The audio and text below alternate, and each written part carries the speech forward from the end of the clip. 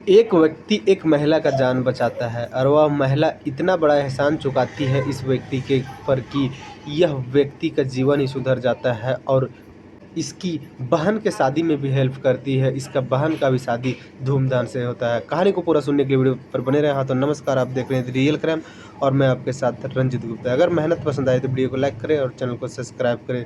उत्तर प्रदेश के बनारस में एक व्यक्ति रहा करता था जिसका नाम राम सागर होता है। उम्र 32-33 के बीच में होता है और राम सागर ऑटो चलाया करता था, पैसेंजर में ऑटो चलाया करता था और एक स्कूल में बच्चे को छोड़ने और ले जाने का काम किया करता था और उसी से उसका जीवन यापन चल रहा था। लेकिन यह बात मई 2021 की है। राम सागर ऑटो चलाने के लिए घर से निकलता है, स्कूल से बच्चे को पहुंचाकर और अपने रिश्तेदार घर जाता है और वहां से राशन का सामान उठाता है 80,000 के। दरअसल बात ऐसा था कि राम सागर का बहन का शादी 15 दिन बाद था और वह राशन लेने के लिए अपने रिश्तेदार के दुकान पर जाता है और वहाँ थोड़ा बहुत उधार मिल गया था, इसीलिए वहाँ से उठाता है और अपना घर लेके जा रहा था। 15 किलोमीटर बचा हुआ था उसका घर जाने का दूरी और उसी बीच में रास्ता में जब जा रहा था तो देखता है रोड में एक महिला का एक्सीडेंट हुआ है और वह खून से लथपथ पड़ी हुई है। काफ़ी लोग इकट्ठा थे लेकिन महिला को किसी ने भी उठाने का ज़रूरत नहीं समझा और हॉस्पिटल ले जाने की ज़रूरत नहीं समझा। और जो वह महिला थी वह तड़प रही थी और सभी से बोल रही थी कि कम से कम हमें हॉस्पिटल पहुंचा दो, हमारा इलाज अगर हो जाएगा तो मैं बच जाऊंगा। राम सागर जब यह बात सुनता है महिला के तो उसके मन में एक ख्याल आता है कि किसी भी रोड में दुर्घटनाग्रस्त को हॉस्पिटल तक पहुंचाना चाहिए और वह जो राम सागर था वहां सामने जाता है महिला के और बोलता है कि ठीक है, मैं अपना ऑटो में तुम्हें बिठाकर लेके चलता हूं हॉस्पिटल। लेकिन ऑटो में उसका राशन का सामान भरा हुआ था। फिर वहां के लोग के बोलता है कि यह सामान यहीं रख देता हूँ या महिला को हॉस्पिटल पहुँचा कर आता हूँ, उसके बाद ये सामान लेके जाऊँगा।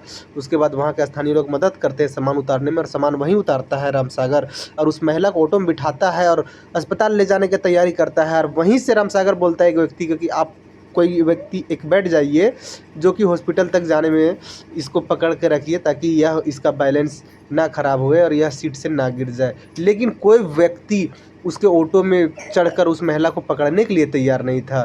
किसी तरह से अकेले राम सागर महिला को गाड़ी पर बिठाता है। लेकिन एक महिला बीच में आती है और बोलती ठीक है मैं चलता हूँ। वह महिला फिर उस जो जिसका एक्सीडेंट हुआ था उसको लेती है और हॉस्पिटल जाती है। उत्तर प्रदेश के हॉस्पिटल में एक्सीडेंट हुई महिला को भर्ती किया जाता है। इसका नाम मुस्कान होता है और मुस्कान का इलाज चलता है। लेकिन डॉक्टर बोलते हैं कि आप इसका कौन है। जो राम सागर था वह बोलता है मैं एक ऑटो ड्राइवर हूँ और रोड में इसका एक्सीडेंट हुआ था और मैं इसे लेकर हॉस्पिटल आया हूँ। डॉक्टर तुरंत ही बोलते हैं कि इसका शरीर से ब्लड काफ़ी ज़्यादा बह गया है और इसको ब्लड चढ़ाना होगा। राम सागर बोलता है ठीक है, आप मेरा ब्लड ले सकते हैं और राम सागर से 1 यूनिट ब्लड लिया जाता है, फिर उस महिला को चढ़ाया जाता है। लेकिन और भी ज़रूरी था, उतना से उसका नहीं हुआ था, और भी उसको ब्लड की ज़रूरत था। लेकिन ट्रीटमेंट इलाज चालू हो जाता है और राम सागर वहीं बैठकर इंतज़ार कर रहा था उसको होश में आने का, ठीक होने का। तभी तक पता चल जाता है मुस्कान के घर वालों को कि मुस्कान का एक्सीडेंट हुआ है। तो उसके घर वाले दौड़ते रोते भी लगते हॉस्पिटल पहुंचते हैं और अपने बेटी के हालचाल डॉक्टर से पूछने लगते हैं। तो डॉक्टर बताते हैं कि अभी खतरे से बाहर है और अगर यह जो व्यक्ति है वह तुम्हारी बेटी जो मुस्कान है उसको अगर 15 मिनट लाने में लेट कर देता तो शायद तुम्हारी बेटी नहीं बचती। इसलिए कि काफ़ी ज़्यादा इंजरी हो गया था और काफ़ी ज़्यादा ब्लड भी बह चुका था।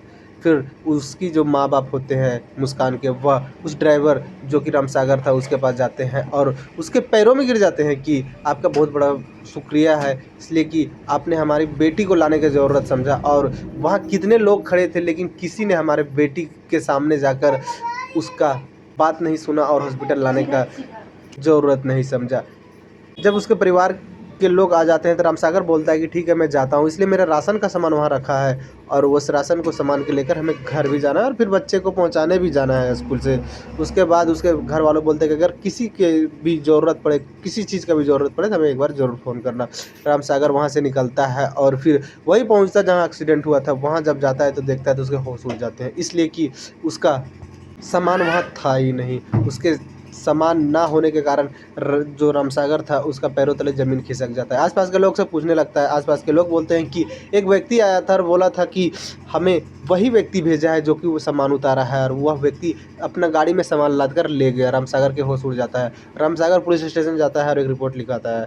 पुलिस रिपोर्ट लिख लेती है और छानबीन करना चालू कर देती है। रामसागर इधर घर आता है और अपना बहन को जब यह सब कुछ बताता है तो उसकी बहन रोने लगती है। रामसागर भी रोने लगता है, इसलिए कि यह जो रामसागर था वह जैसे तैसे करके अपना बहन का शादी करवा रहा था, इसलिए कि रामसागर एक मामूली ऑटो ड्राइवर था और ऑटो ड्राइवरिंग से क्या आता है सब लोग जानते ही हैं। और इसी तरह धीरे धीरे वक्त बढ़ रहा था आगे। 2 दिन बीत जाता है। 2 दिन के बाद अचानक से रामसागर के मोबाइल पे एक फ़ोन आता है और जो फ़ोन की थी वह मुस्कान होती है। इधर से मुस्कान बोलती है कि हेलो। सागर बोलता है कौन? तो वह जो महिला थी वह बोलती है मैं मुस्कान बोल रहा हूँ और आपने मेरी जान बचाई इसके लिए शुक्रिया, थैंक यू, सब कुछ बोलती है। उसके बाद मुस्कान बोलती है कि मैं तुमसे मिलना चाहता हूँ, तुम मिलने के लिए हमें हॉस्पिटल आ जाओ। और सागर जो था वह बोलता है कि हमारे पास वक्त नहीं है, क्या जो होना था हो गया, अब तुम अपना सेहत का ध्यान रखो और मैं ठीक हूँ, मैं नहीं आ सकता। उसके बाद मुस्कान रिक्वेस्ट करने लगती है और फिर रामसागर जाने के लिए तैयार होता है और मिलने के लिए उसी दिन जाता है। तो जो मुस्कान थी वह रामसागर के हाथ पकड़ती है और फुट कर रोने लगती है और बोलती है कि आपकी वजह से मेरा जान बचा। वहाँ तो काफ़ी सारे लोग थे लेकिन किसी ने भी इतना ज़रूरत नहीं समझा कि यह महिला को हॉस्पिटल पहुँचाया जाए, लेकिन आप अपना सामान उतार कर और हमें हॉस्पिटल पहुँचाया। और हमें पता चला है कि आपका सामान भी चोरी हो गया है।